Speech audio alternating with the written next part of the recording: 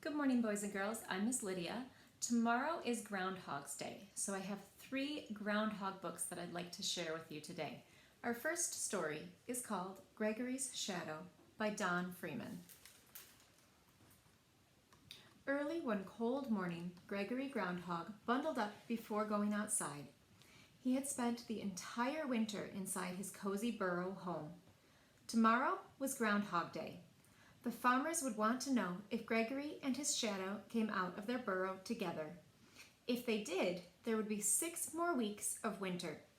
But if Gregory came out alone, spring would be coming very soon. "Come, Shadow," Gregory said to his friend. "I cannot wait until tomorrow. I'm hungry. Let's go dig up something to eat." Gregory was shy. Having a friend like Shadow made him feel brave. They did everything together. "Sure," said Shadow.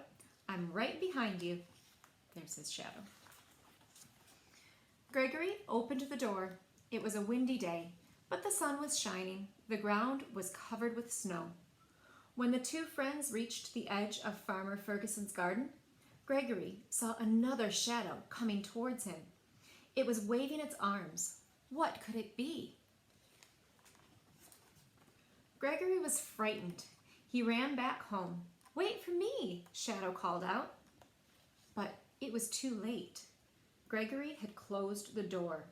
He was so scared he forgot about his friend. He pulled the covers over his head and shut his eyes tight. Shadow was left outside. Shadow was alone. He was shy too, and being with Gregory made him feel brave. He looked up from the shadow with its waving arms and saw Farmer Ferguson's scarecrow. "Whose shadow are you?" asked the scarecrow.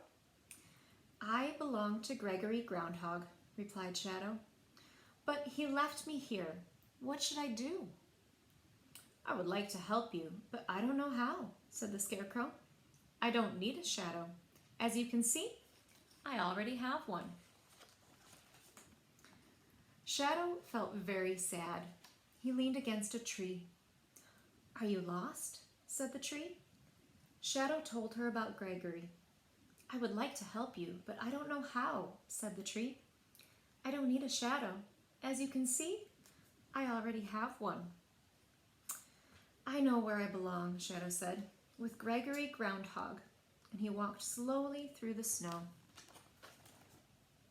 He soon grew tired. Just then, he saw an old barn.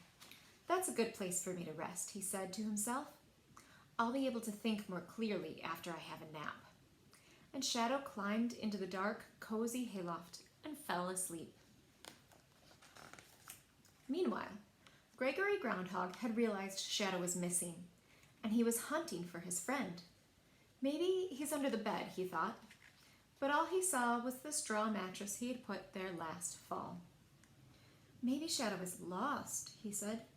"He must be scared. I will go find him." Gregory spent all day searching through the falling snow and didn't even think about how scared he was. He only thought about finding Shadow. When it began to snow harder, Gregory ran into the barn. It was very dark. Bang! The barn door blew shut behind him. Up in the hayloft, Shadow opened his eyes. He looked down and saw his dear old friend Gregory. Gregory looked up. He thought he saw something in the hayloft. It looked like a blue ghost. Gregory was just about to dash out of the barn door when he heard a voice say, "It's me! I'm your lost shadow." "Oh, no, you're not my shadow," Gregory said. "You're a ghost." And he ran outside. It had stopped snowing. Shadow followed his friend into the bright moonlight. Gregory wouldn't leave him behind this time. When Gregory Groundhog turned around, he was very surprised. "Why, you really are my shadow," he said. "I found you at last." "And I found you," said Shadow. Never was there a happier pair. They danced together far into the night. Then Gregory said, "I almost forgot. Tomorrow is Groundhog Day. The farmers will be looking for me." They made their way back home. "If they see us together, they'll be unhappy. It will mean 6 more weeks of winter," Gregory told his friend. He didn't want the farmers to be unhappy, but he didn't want to be separated from his friend again. What should he do? Early that morning, farmers and their families waited to see the groundhog. They watched from a great distance. "Here he comes now," said Farmer Ferguson. Gregory opened the door to his burrow. It was a gray and cloudy day. He sniffed the air. He saw the farmers. Then he had a very good idea. "Hide behind me, Shadow," he whispered. Shadow understood. He snuggled up behind his friend as close as he could and held on tight. He was so close that no one could see him. "Hooray! The groundhog is staying outside without his shadow," the farmers cheered. "Spring will be here soon. Our hard winter is over." Farmer Ferguson gave Gregory some delicious vegetables he had kept in his root cellar to thank him for the good news. And oh, what a feast Gregory had. Ever since then, Gregory Groundhog waits until the 2nd of February to open his door, and he and Shadow stay very close to each other all the time. And they are always very brave. Our next book is called Grumpy Groundhog by Maureen Wright. The mayor stood before Groundhog's door and heard a rumbly-tumbly snore.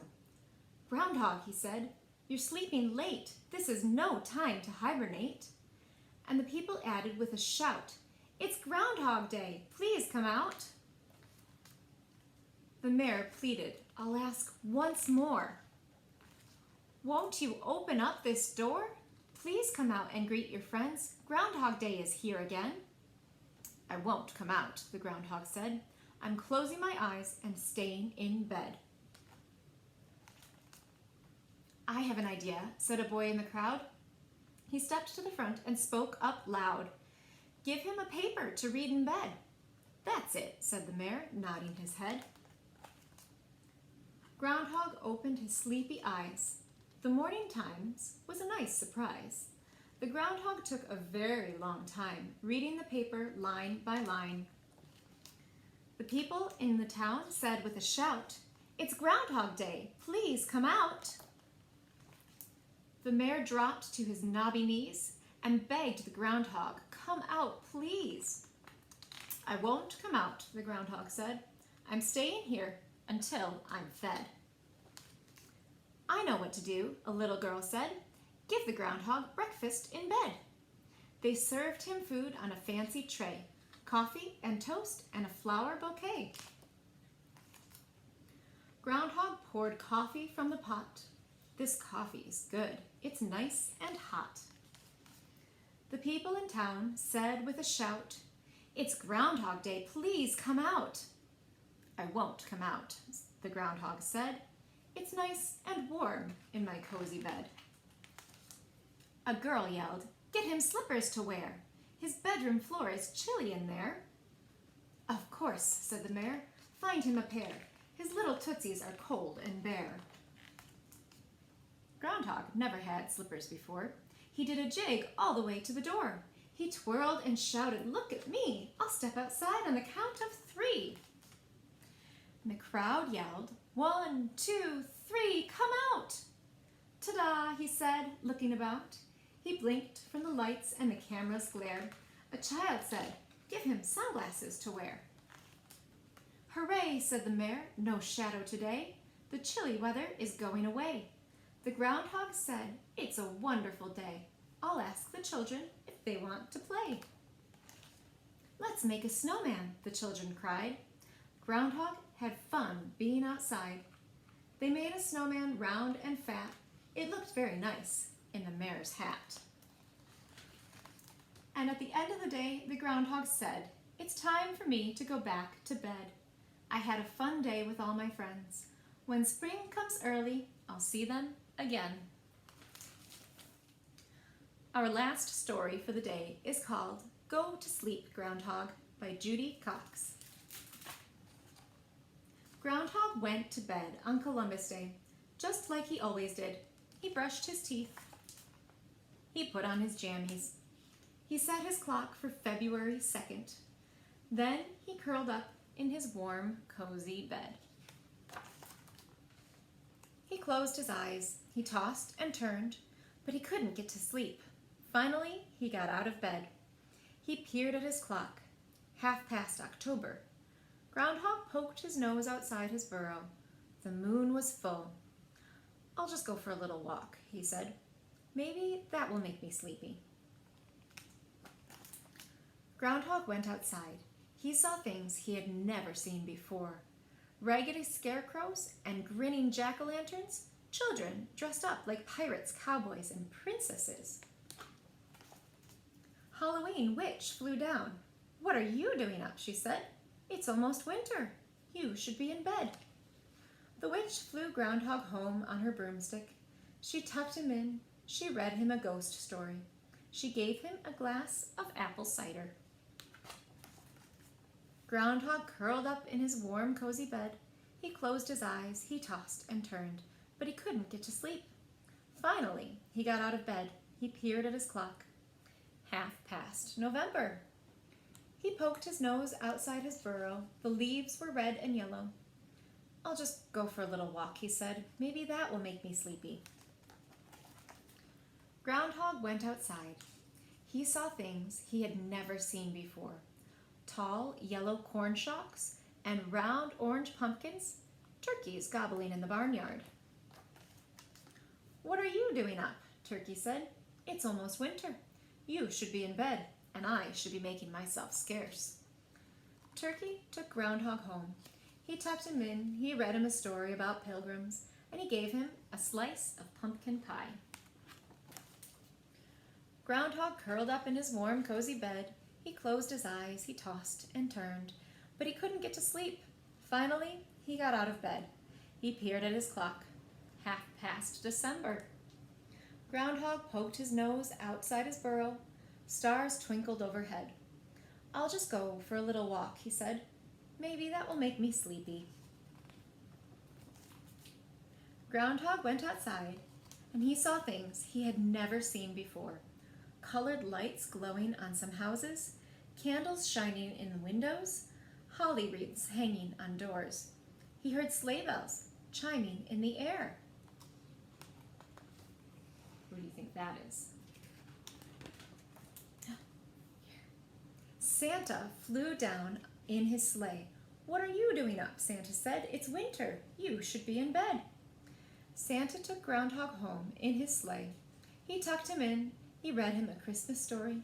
He gave him a glass of milk and a cookie. Groundhog curled up in his warm, cozy bed. He closed his eyes. He didn't toss, and he didn't turn, and soon he fell asleep. Ring! Groundhog opened one eye. "It can't be time to get up yet," he grumbled. "I just got to sleep." Ring! He peered at his clock. February 2nd. Groundhog yawned and stretched. He tumbled out of his burrow. Snow glittered on the ground. The sun was out. The sky was blue. Groundhog saw his shadow. "What am I doing up?" he said. "There are 6 more weeks of winter coming. I should be in bed." He hurried back inside. He ate a bedtime snack. He read himself a bedtime story, and then he tucked himself into his warm, cozy bed. And he pulled up the covers, closed his eyes, and went to sleep. At the end of this book, we have a little bit of information about Groundhog Day. Groundhog Day is celebrated on February 2nd.